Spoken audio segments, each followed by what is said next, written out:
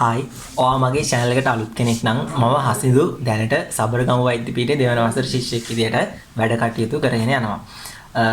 කලින් මම වීඩියෝ දෙකක් කියන්නේ ඊයේ පෙරේදා වීඩියෝ දෙකක් අප්ලෝඩ් කරා අන්තිම මාස 4 ඔයගොල්ලෝ බයෝ වලටයි ෆිසික්ස් වලටයි කොහොමද වැඩ කරලා හොඳ රිසල්ට් එකක් මේ මාස 4 ඇතුළත දාගන්න කියලා. අද ඒකේ අන්තිම වීඩියෝ එක මම දානවා කොහොමද ඔයගොල්ලෝ කෙමිස්ට්‍රි වලට මේ මාස 4 ફોකස් කරලා වැඩ කරලා හොඳ රිසල්ට් එකක් කෙමිස්ට්‍රි වල දාන්නේ කොහොමද කියලා මම මේ වීඩියෝ එකෙන් අරගෙන ඉන්නම්. වීඩියෝ එකට යන්න කලින් මම කියනවා පුළුවන් නම් මගේ channel එකත් subscribe කරලා like කරලා ගන්න මොකද ගැටලුවක් තියෙනවා ඕ වීඩියෝ සම්බන්ධව කමෙන්ට් එකක් දාගෙන යන්න. අපි යමු වීඩියෝ එකට.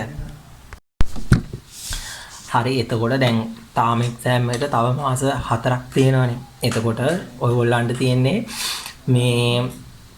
මේ මාස 4ෙත් අර මුළු සිලබස් එකම අල්ලගෙන දඟලන්න එපා. කියන්නේ මුළු සිලබස් එකම කවර් කරන්න ගියොත් වෙන්නේ කියන්නේ ආයි මොලේ මෙමය. කියන්නේ අර වැඩ පිළිවෙලකට කරගෙන අප්පට්ටි දවුලක් නැහැ. හරිද? ඒ කට්ටිය දැන් එක්සෑම් එක ගන්නට ඒක ફોකස් කරලා මේ දවස් වෙනකොට මම සිලබස් එක ඉවර කරගන්න විදිහට එහෙම වැඩ කරගෙන ආපු සෙට් එකට ඒක අවුලක් නැහැ. හරිද?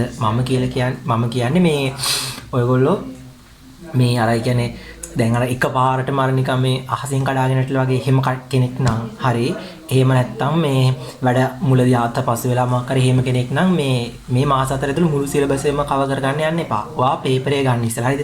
මේක අපි අර ඒ කියන්නේ ෆිසික්ස් බයෝ වගේ මේ නෙමෙයි මේක අර පේපරෙන්ම කොට දාගන්න බලමු මේ කෙමිස්ට්‍රි එක. හේතුව මෙන්න මෙහෙම හරිද? දැන් පේපරේ සාමාන්‍යයෙන් සැලකිය යුතු ලකුණු ප්‍රමාණයක් එනවා ඕගනික් වලට. හරිද? එතකොට ඕගනික් වලට සැලකිය යුතු ලකුණු ප්‍රමාණයක් කියන නිසා ඔයාලට පුළුවන් ඉස්සෙල්ලා මේ මාසයක්ම ගන්න එපා. හරිද? ඕගනික් කියන්නේ කොහොම හරි කියන්නේ වීඩියෝ හරි බලලා මොකක් හරි කරලා කියන්නේ ස්පීඩ් දාලා වීඩියෝ හරි මොකක් හරි බලලා සති දෙකකින් වගේ ඕගනික් එක කවර් කරගන්න පුළුවන් නම් හරිද? ඔයා සැලකිය යුතු ප්‍රමාණයක් කෙමිස්ට්‍රි වල ලකුණු ටිකක් එකතු කරගෙන තියෙන හේතුව MCQ 5ක් විතර එනවා සම්පූර්ණ ස්ට්‍රක්චර් එකක් එනවා සම්පූර්ණ එසේ එකක් එනවා. හරිද? එතකොට ඔයාට එසේ 4න් එක එසේ එකක් හරි ඊට පස්සේ ස්ට්‍රක්චර් වලින් එක ස්ට්‍රක්චර් එකක් හරි ඊට පස්සේ තව MCQ 5ක් වගේ ඒ ගානකුත් හරිනේ. එතකොට ඔයාට මේ එතකොට ඔයාට සාමාන්‍යයෙන් S එකකට කිට්ටු ලකුණු ප්‍රමාණයක් ඕගනික් විතරක් වාට සෙට් කරගෙන ගන්න පුළුවන්. S එකටම යන්න ඕගනික් විතරක් මදි. හරිද? ඊට පස්සේ ඔයාලා ගන්න තියෙන්නේ ගන්න ස්ට්‍රක්චර් පේපර් එකක්. හරිද? ඒ කියන්නේ පාස් පේපර් තියෙනනේ. ඔයා 2019 ඉඳලා 2024 වෙනකන් කෙමිස්ට්‍රි ස්ට්‍රක්චර් පේපරේ තියෙන ස්ට්‍රක්චර් පේපර් අරගෙන පළවෙනි ස්ට්‍රක්චර් ගන්න. හරිද? ඒ පළවෙනි ස්ට්‍රක්චර් එකේ බලන්න හැමදාම අහලා තියෙන එක වගේ සෙට් එකක්. ඒ කියන්නේ ඕක පළවෙනි පාඩමෙන් සහ දෙවෙනි පාඩමෙන් ඕක ගන්න. පරමාණුක ක්‍රමාංකන තියෙන 1s ඊට පස්සේ 2s වගේ අර මේ පරමාණු ක්‍රමාංක කියන්නේ ඒ වගේ එකක්. ඊට පස්සේ අර මේ අර විහෝහයක් අඳින පරමාණුක විහෝහ අඳින ඔය වගේ ටිකක් නේ තියෙන්නේ. ඊට පස්සේ ඔය ප්‍රශ්න ටිකට ඔයාට ඒකට පුරුදු වෙන ගමන් ඒකට අදාළ තිය ටිකේත් එක්ක ටක් ටක් ගාලා බලාගෙන යන. ඒ කියන්නේ ඔයාට පළවෙනි ප්‍රශ්නේ ලේසියෙන් ගොඩ දාගන්න පුළුවන්. ඒ කියන්නේ ඒක 100න් ඔයාට ලකුණු 90ට වඩා වැඩි ගණනක් ගන්න ඒ පළවෙනි ස්ට්‍රක්චර් එකට පුරුදු වෙන්න. හරිද? ඒක පුරුදු වෙන පාස් පේපර් වලින්. හරිද? ඒ කියන්නේ මුළු පාඩම මුලින්ම වීඩියෝ බලන්න කරන්න එපා. පාස් පේපර් වලින්ම ඒ ප්‍රශ්නෙට පුරුදු වෙන්න. හරිද? ඊට පස්සේ ඔයාට එතන එක ප්‍රශ්නයක් හරි. අර දැන් මම කිව්වා වගේ ස්ට්‍රක්චර් දෙකක් වඩා දැන් හරි ඕගනික් ටිකක් තව ගොඩ දාගත්තා. ඊට පස්සේ දැන් පළවෙනි ස්ට්‍රක්චර් එකත් ගොඩ දාගත්තා. හරිද? ඊළඟ එක තමයි ඔයාට කර්මාන්ත තියෙනනේ. කර්මාන්ත ප්‍රශ්නේ ලොකු වුණාට හරිද? කර්මාන්ත ප්‍රශ්නේ හරි ලේසි ප්‍රශ්නයක්. හරිද? ඕකෙන්නේ මෙහෙම දැන් උදාහරණයක් හිතන්නකෝ සෝඩියම් නිෂ්පාදනය ගත්තට පස්සේ සෝඩියම් නිෂ්පාදනයට අවශ්‍ය අමුද්‍රව්‍ය ලියන්න. හරිද? අමුද්‍රව්‍ය 3ක් 4ක් අට පාඩම් කරගන්න බැරි කමක් නැහැ. හරිද? බයෝ කරා හෝ මැත්ස් කරා හෝ ඕන කෙනෙක්ට. හරිද? එතකොට ඔයාට තියෙන්නේ එක්සෑම් එක එනකම්ම මම අර කලින් කෙමිස්ට්‍රි වීඩියෝ එකත් කිව්වේ එක්සෑම් එක එනකම්ම අද ඉඳලා වාට පටන් ගත්තත් කර්මාන්ත පාඩම කියන එක දවසින් එක මාසෙක කරගන්න හදන්න එපා. මාස 4ට ගානට බෙදාගෙන හරි කොහොම හරි එක දවස් නැත්නම් දවස් 5කට එක කර්මාන්තයක් වගේ ඔයා එහෙම හොඳට පුරුදු වෙන එක කර්මාන්තයක්. ඔයාට තේරෙන්නේ ඒක අහන්න පුළුවන්. කියන්නේ උදාහරණයක් හොඳ උදාහරණ සෝඩියම් නිෂ්පාදනය මොකක් හරි ගමුකෝ. හරිද? ඒක සෝඩියම් නිෂ්පාදනය ඊට ඒකට අවශ්‍ය අමුද්‍රව්‍ය. හරිද? එහෙම තමයි යකඩ නිෂ්පාදනය ඒකට අවශ්‍ය අමුද්‍රව්‍ය. ඒකට අවශ්‍ය ප්‍රශස්ත උෂ්ණත්වයන්. ඒ උෂ්ණත්වයේදී සිදුවන ප්‍රතික්‍රියා. අන්න ඒ ටික ඔයාලට පාඩම් කරගන්න පුළුවන්. හරිද? එතකොට ඒකට මාස 4ක කාලයක් ඒකට යොදන්න. අනිත් සබ්ජෙක්ට් සහ කෙමිස්ට්‍රි අනිත් පාඩම් කරන ගමන් හිමීටර එකපාර ලොකු බල්ක් එකක් උඩ දානද පොඩ කර්මාන්ත පාඩම ඒක කරගෙන යන්න ඔය මාස 4. එතකොට ඔයාලට ඉසේ කීයක් හරිද? essay දෙකක් හරි structure දෙකක් හරි දැන් හරිද ඊට පස්සේ MCQ අනිවාර්යෙන් වෙනවා ඔයාලට කර්මාන්තරින් දෙකක් හෝ තුනක් එනවා MCQ වෙනවා හරිද දැන් ඔයාලට S එක හරි දැන් ඔයාලට S එක සහ C එකට කිට්ටු S එකක් ඔයාලට හරි අයිද අන්න දැන් ඔයාලට තියෙන්නේ ඕක ඔයාගේ රිසල්ට් එක C එකක් ඊට පස්සේ B එකක් ඊට පස්සේ A එකට අරගෙන යන්න අන්න එතකොට ඔයාලට වෙනවා ඔයා බලන්න ගණනයට ඔයා ફોකස් දෙනවද ඊට පස්සේ ඉනෝගනික් තියෙනවනේ ඉනෝගනික් ටිකට මේ ફોකස් එක දෙනවද කියලා. සාමාන්‍යයෙන් ඉනෝගනික් වලට වඩා ලොකු ලකුණු ප්‍රමාණයක් කඩා ගන්න පුළුවන්. මේ ඉනෝගනික් වලට වඩා ලොකු ලකුණු ප්‍රමාණයක් කඩා ගන්න පුළුවන් මේ ගණනයේ පැත්තට ගියොත්. ඒක කියන්නේ ඔය මේ තියෙන රසායනික සමතුලිතතාවයේ තියෙනවා. ඊට පස්සේ චාලක රසායනික ලොකු අන්තිම පාඩම සහ ලොකු පාඩම වලට තියෙන පොඩි කොටසක්. ඕකෙන් ඔය සමහරවිට චාලක රසායනයෙන් සම්පූර්ණ එක ගාණක් එනවා. හරිද? ඒතකොට ඔයාලට ඒකුණත් හදාගන්න පුළුවන්. ඒතකොට මම කියන්නේ ඉනෝගනික් ටික කරපු කෙනෙක් නම් ඔයා දැන් අනිවාර්යයෙන්ම ඉනෝගනික් ටික පුළුවන් නම් ඔයා ගණනයේ පැත්තට ફોකස් එක දීලා ඒක ඉවර කරගන්න බලන්න. හරිද?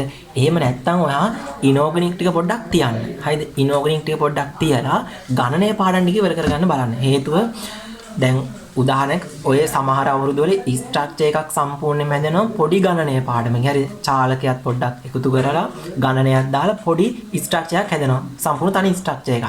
එහෙමත් ඇවිල්ලා තව වෙලාවට ඔය පහය එසේ දෙක තියෙන එසේ දෙකෙන් එක එසේ එක සම්පූර්ණ කොටස ABC හරි AB හරි කොටස් වලින් එක සම්පූර්ණ කොටසක් දෙනවා චාලකයෙන්. හරිද? එහෙම නැත්නම් සමතුලිතතාවය.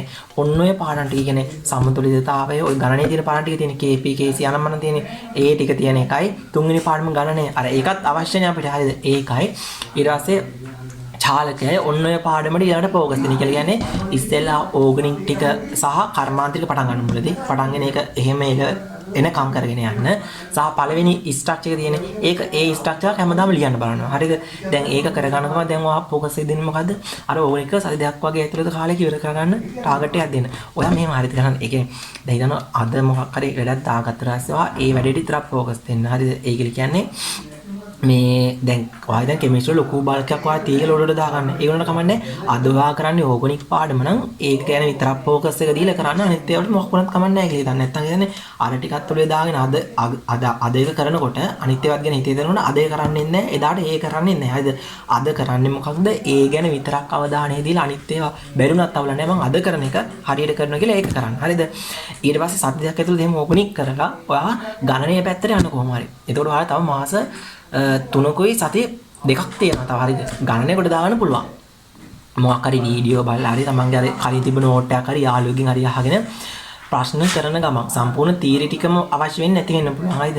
අර මූලික බේසික් එක හරි ඔලුවට දාගෙන එක්ක වීඩියෝ ටික ස්පීඩ් දාලා හරි බලලා ගණනයේ පාඩමකට දාගෙන හරිද? ඒකේ ගණන් ටික එහෙම පාස් වේව ටික හදන්න.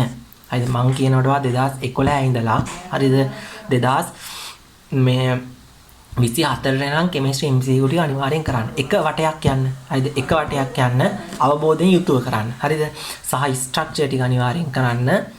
එසේ ටිකක් කරන්න ඕනි. හරිද? ඒත් එක්කම කරන්න ඕනි. ඒ කියන්නේ මෙහෙමයි. දැන් ඔයා ප්‍රශ්න වල රෙඩි වෙලා ඉන්නේ කියලා කියන්නේ අර මං වගේ ඕගනික් ටික ඔයා කරනවනේ. හරිද? ඕගනික් ටිකට කොහොමත් ඕගනික් ප්‍රශ්න අනිවාර්යෙන් ඔයා කරන්න ඕනේ. හරිද? ඔයා ගණනය නැතුව ඉනෝගනික් ටික කරනවා නම් ඔයාට ගන්න පුළුවන් ලකුණු ප්‍රමාණය හැබැයි අඩුයි. හරිද? හැබැයි ඉනෝගනික් ටික හොඳ ගන්න ඉනෝගනික් නම් කරන්නේ. ඉනෝගනික් නැතුව මේ ගණනේ ඒ සෙට් එක නම් කරන්නේ ඒ ප්‍රශ්න ටිකත් අනිවාර්යයෙන්ම කරලා යනවා වග බලා ගන්න ඕනි. හරිද? එතකොට මම ආයි කියනවා කෙමිස්ට්‍රි වල ලොකු ගේමක් නෑ. හරිද? කෙමිස්ට්‍රි වල හොඳ ලකුණක් ගන්නවා කරන්න ඕනි. පාස් පේපර් තියෙන්නේ. පාස් පේපර් වලට අනුව පාඩම් කරන්න. හරිද? පාස් පේපර් වලට අනුව පාඩම් කරන්න. ඒ පාස් පේපර් උත්තර කඩපාඩම් කරන්න කියන්නේ දැන් ගණනය එක ගානක් ඇදුවට පස්සේ ඔයාලට පුළුවන් ඒ වගේ තව ගානක් හදන්න. ඒ කියන්නේ අර මගේ තේරෙනවද දන්නේ නැහැ මේ මං කියන්නේ දැන් ඕගනික් ටික පුරුදු වෙනවා. හරිද? එහෙම පුරුදු වෙන්න. ඊට පස්සේ අන්තිමට කියන්න තියෙන්නේ ඔයා MCQ කරනවානේ. MCQ කරනකොට සමහර වෙලාවට අර බයෝ වලට වගේ පුළුවන් නම් ඔයාට සතියේ MCQ පේපර් දෙකක් ඉවර කරන්න බලන්න. ඒ ඉවර කරනකොට අර වැදගත් පොයින්ට් එක උදාහරණයක් හිතන්න මෙහෙම දැන් ඔයාට ඉනෝගනික් ප්‍රශ්න ටිකක් සෙට් වුණා කියලා හිතන්නකෝ. නැත්තම් ඕගනික් ප්‍රශ්න ටිකක් සෙට් වුණා කියලා එතන වැදගත් පොයින්ට් තියෙනවා. දැන් උදාහරණයක් කියමු මොකක් හරි ප්‍රතික්‍රියකයක් මොකක් හරි එකක් එක්ක ප්‍රතික්‍රියා කරාට පස්සේ හැදෙන වර්ණයක්. හරිද? හැදෙන මේ ප්‍රතිඵල එක අර නිතරම අහන ප්‍රශ්නයක් නේද අමතක කරලා දෙන පොඩි පොතක් ගන්න. පොතක් හරි පොඩි කොළ ටිකක් හරි අරගෙන ඒකේ අර වැදගත් පොයින්ට් කියලා ලියලා හරිද? කියලා ඒක රතු පාට යන මොකෙන් හරි පොයින්ට් ටික ලියන්න. හරිද? ඒ කියන්නේ සම්පූර්ණ තනවා එක පේපරයක් සතියකට එක පේපරයක් නම් කරන්නේ MCQ එකේ ගන්න පුළුවන් වැදගත් පොයින්ට් ටික තියෙනවනේ. ඒ පොයින්ට් ටික වහ පොතක ලියා ගන්න. ලියාගෙන ඔය නිදා ගන්න යන කලින් හරි හරිද? එක්ක ක්ලාස් යනවා මේ දවස්වල ඒ ක්ලාස් යන ගමන් හරි කමන්නේ ක්ලාස් එකේ ඉන්ටර්වල් එක විතර ගන්න අර වැදගත් පොයින්ට් වල MC අර ඔයා ලියාගත්ත පොයින්ට් ටික තියෙන්නේ ඒ ටික නිකන් කියවන්න. ඒක මතක හිටිනවනේ ඔය ඉනෝගනික් වලට එහෙම ඒක මාර ලොකු දෙයක්. හරිද? අන්න එහෙම කරන්න.